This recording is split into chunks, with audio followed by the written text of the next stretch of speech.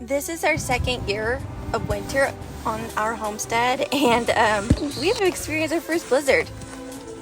In fact, it was the first blizzard in 8 years, ever, and forever.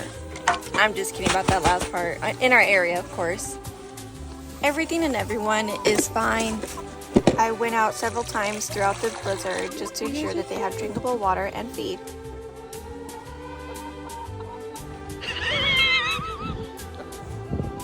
Yeah.